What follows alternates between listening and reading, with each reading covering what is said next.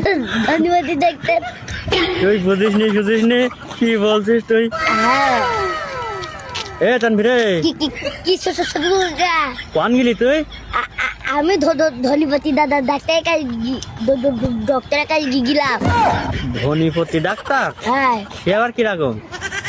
হ্যাঁ পাপা পা গেল বুঝি ও পানি ও দেয় না। ও